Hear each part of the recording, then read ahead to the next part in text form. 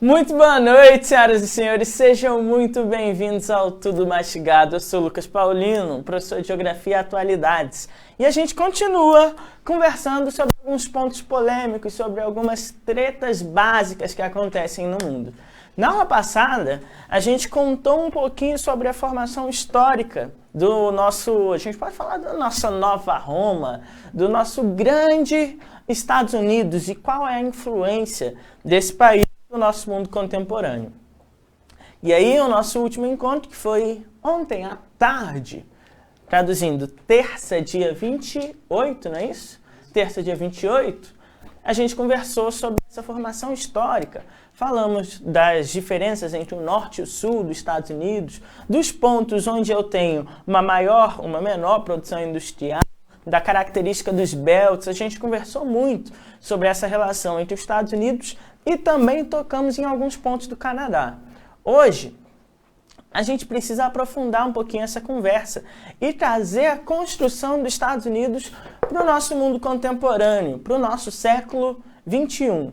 Galera, a gente não pode entender a formação norte-americana nesse século XXI sem compreender os acontecimentos que rolaram após 2001. A gente viu lá no nosso encontro sobre globalização ontem que em 2001 a gente vai ter a queda das Torres Gêmeas, não é isso? E aí eu não vou falar que você lembra porque eu não sei a sua idade. Nós já temos alunos que não viram as Torres Gêmeas caírem. Me sinto velho? Talvez. Mas faz parte da vida. Galera, a queda das Torres Gêmeas vai ser um marco simbólico para o surgimento de uma nova postura política dos Estados Unidos. Os Estados Unidos, que estava vivendo ali o iniciozinho do governo Bush filho, ele vai desenvolver uma política chamada de guerra ao terror. Essa guerra ao terror, ou doutrina Bush, ela vai trazer para a gente uma expansão de uma política intervencionista dos Estados Unidos no mundo. Então a gente está falando que os Estados Unidos, que estava mais calmo ali após a Guerra Fria, do ponto de vista político, ele começa a intervir de forma mais clara no mundo. E aí, essa guerra ao terror, ela tem uma característica central básica, que é a caça aos terroristas. E aí nós vamos ter dois países que vão sofrer muito com isso aqui, tá? Que vão ser o Iraque e o Afeganistão. O objetivo dessa guerra ao terror era trazer uma volta de influência dos Estados Unidos dentro do Oriente Médio e também vingar a queda das Torres Gêmeas. Galera, o governo Bush, ele vai gastar muito. Só que, muito dinheiro com isso. Ele vai basear essa política da guerra ao terror em uma estratégia que, assim, é um pouco falha, né? Um pouco errada. Porque para financiar essa guerra ao terror, os Estados Unidos vai investir numa política de concessão de crédito. Estados Unidos vai assumir uma postura de incentivo ao crédito no seu mercado interno, que vai gerar um aumento excessivo de consumo. Qual é o problema? O crédito é um dinheiro que não existe. Quando a gente fala assim, eu vou dar crédito à opinião do fulano, você está falando o quê? Você está falando que você acredita.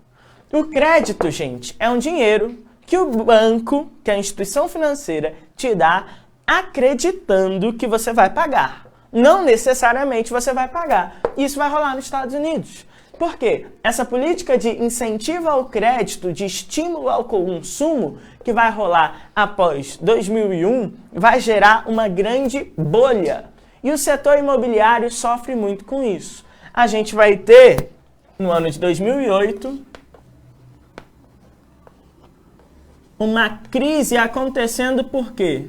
Porque essa bolha de crédito ela estoura. A gente vai ter uma crise especulativa. A especulação acerca dos imóveis, ela vai gerar um desequilíbrio muito grande na economia norte-americana. E aí perceba, qual é a relação da crise de 2008 com a guerra ao terror? Gente, a crise de 2008, ela só acontece porque esse incentivo ao crédito vai gerar um consumo desenfreado. E aí, a galera estava incentivando o crédito para quê?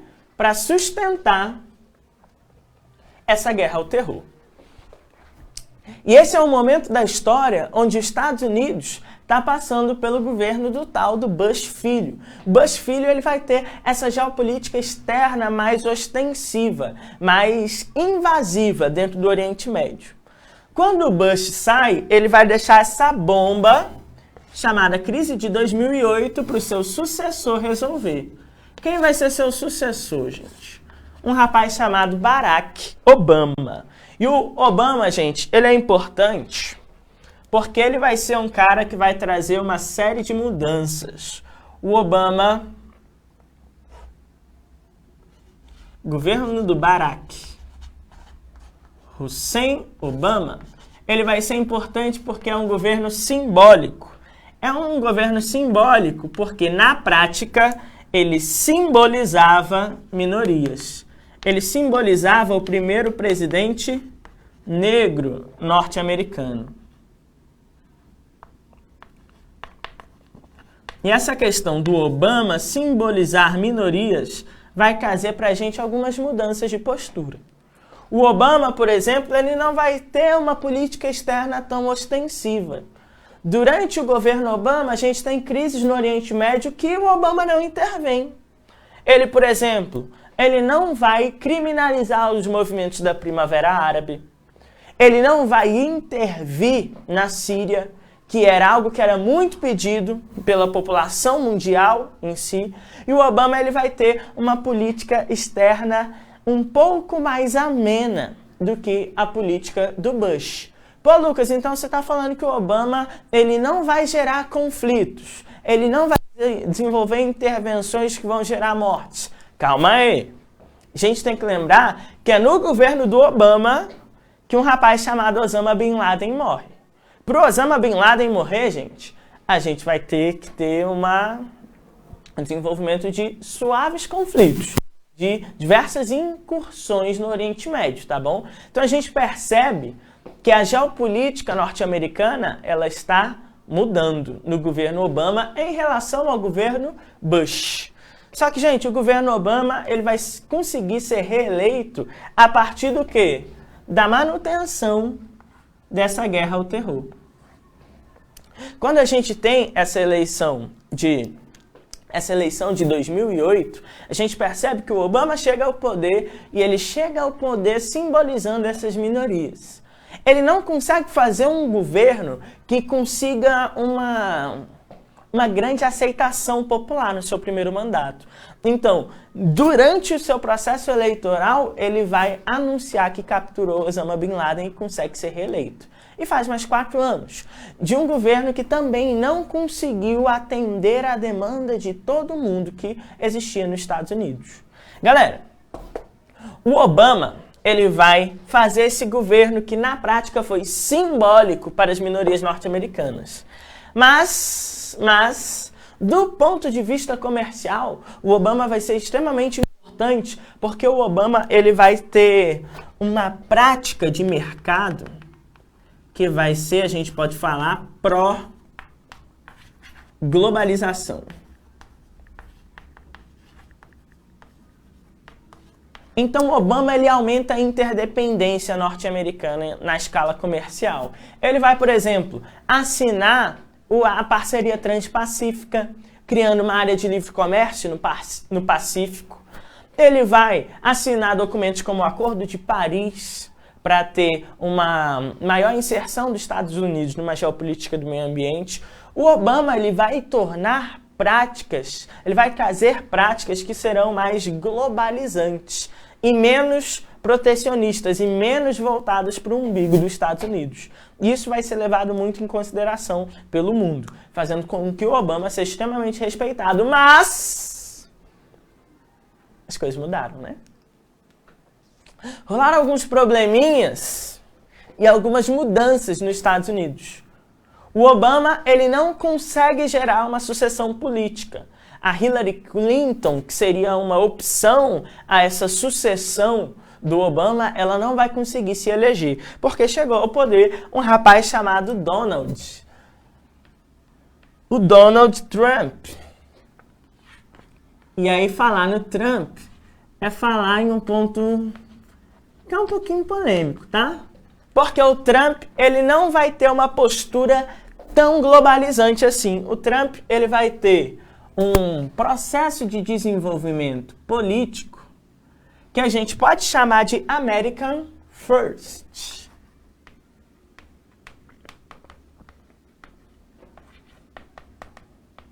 O que é esse American First, gente? Primeiro a América, depois a gente pensa no resto. No discurso da posse do Obama, ele falou, por exemplo, que os Estados Unidos ele seria um espelho para as outras nações. Ele não estava preocupado em intervir em outras nações. Ele só queria que os Estados Unidos fosse uma marca para carregar todo mundo. Na prática, foi isso que aconteceu? A gente sabe que não, né? Mas o Trump ele vem com esse discurso de primeiro a América, depois o resto. Então a gente pode pegar como característica marcante desse governo Trump o protecionismo comercial. Esse protecionismo comercial, gente, ele vai trazer para a gente, por exemplo, os Estados Unidos incentivando a volta de indústrias. Lembra daquele Manufacturing Belt, que virou um Rust Belt, que a gente estava falando? Aquela região dos Grandes Lagos, que tinham cidades que estavam como que cidades fantasmas? O Trump ele vai começar a incentivar as indústrias a voltarem para essa região. Qual o objetivo, gente? O objetivo central é fazer o quê? Dar emprego para o norte-americano médio e gerar desenvolvimento interno. O problema é, qual é o custo disso? O custo disso é um custo global gigantesco. Por que que o custo global ele é gigantesco, gente? Porque essa política do Trump, ela vai gerar consequências comerciais que são muito tensas. A gente vai ter, por exemplo, uma guerra fiscal. Os Estados Unidos intervindo na relação de compra de minerais metálicos, principalmente o ferro, na relação com a China. Os Estados Unidos começou a sobretaxar o ferro de países que vendem ferro para a China. O que é isso se não é uma medida protecionista? Se não é uma tentativa de tirar mercado da China? Além disso, a gente vai ter, por exemplo, a questão das maquilas no México. As maquilas do México, elas começam a enfrentar uma série de resistências pelos Estados Unidos. Os Estados Unidos, ele começa a fazer uma série de críticas ao NAFTA.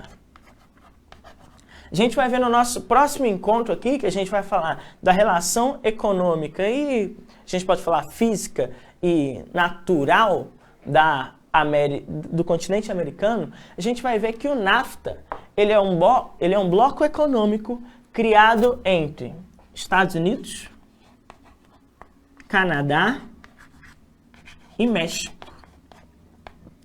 Os Estados Unidos, nesse governo Trump, ele começa a criticar muito o NAFTA, falando que as maquilas mexicanas, elas estão tirando espaço do trabalhador norte-americano. E um trabalhador que não consegue ter a sua atividade laboral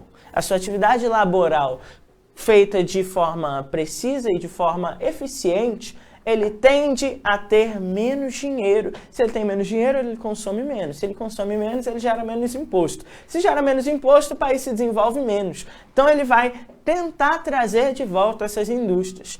Outra questão que ele começa a criticar é a relação dos países com a China, como eu falei, na questão da sobretaxa ao ferro. Porém, a gente precisa perceber que essas são relações que não são somente relações comerciais, tá? Porque o Trump também vai ter relações étnicas e políticas que são muito problemáticas. A gente vai ter, por exemplo, as questões relacionadas à divergência de pensamento político em relação ao Oriente Médio. A gente vai ter a Turquia com problemas muito intensos com os Estados Unidos.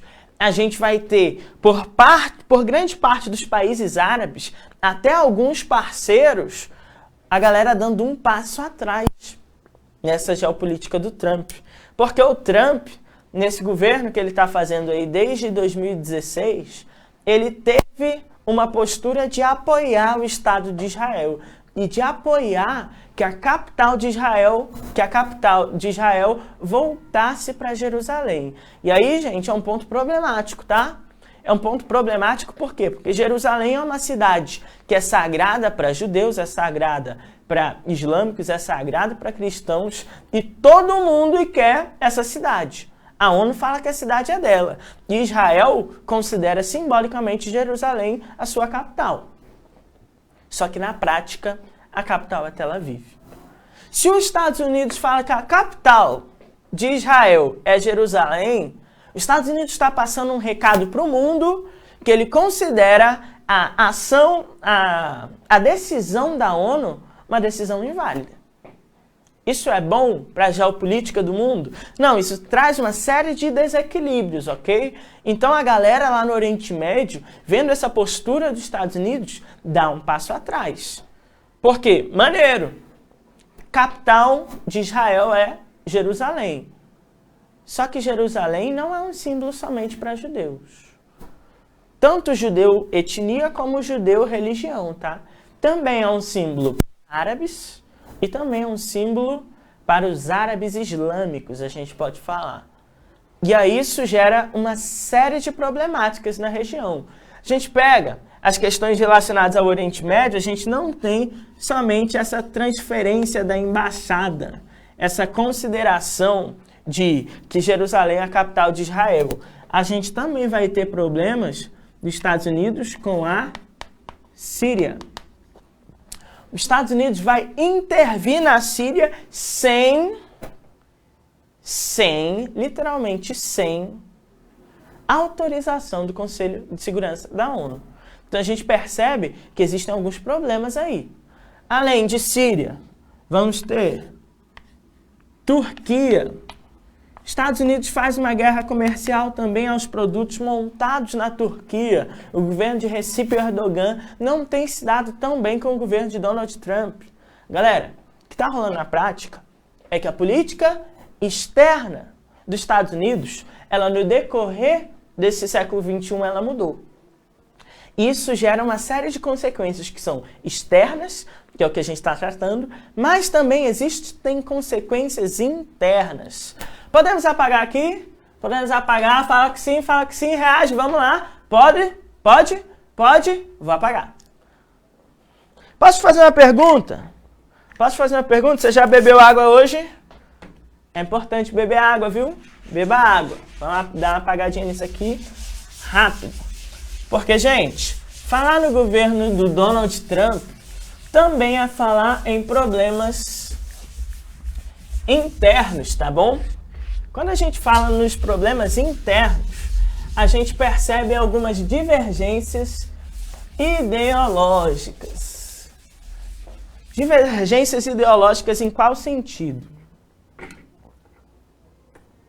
O governo, gente, do Donald Trump, ele vai ser um governo que vai ter um caráter mais conservador.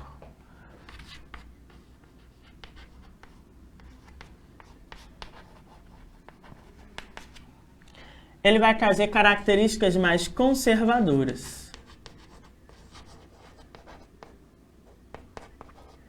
Então, quando a gente traz temáticas, abordagens que são mais libertárias, como, por exemplo, vamos pensar aqui em legalização de drogas, em descriminalização de aborto, por exemplo, isso gera uma série de debates internos, porque o Trump ele vai ter uma postura que é mais conservadora. E isso vai gerar algumas consequências sociais que são muito claras. Ele vai ter o quê? Um governo que percebe o aumento dos movimentos sociais. A questão migratória, ela também vai ser muito intensa, porque a gente vai ter a política dos Dreamers, que vai tentar estabelecer uma relação de como que o migrante que não tem a maioridade, ele vai ser inserido no contexto escolar. O Trump ele não vai ser favorável a essa política imigratória de portas abertas. A gente vai ter questões migratórias também em debate.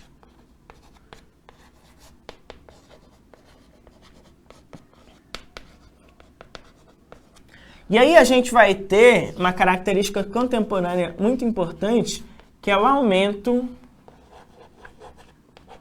dos atentados. E aí a gente não está falando em atentados terroristas, tá? A gente está falando em problemas associados a pessoas com algum tipo de desequilíbrio psicológico, que vão fazer atentados em regiões como, por exemplo, escolas. A gente vai ter um aumento gigantesco desses casos. Porque a gente vai ter uma postura de Estado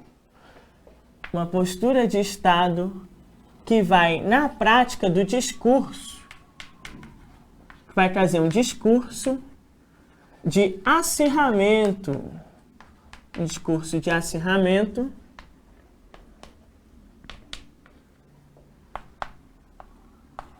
ideológico, tá?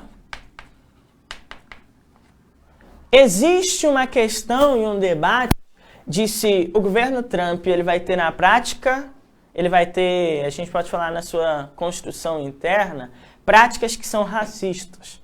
A gente pode debater também se não existiu influência russa na eleição de Donald Trump.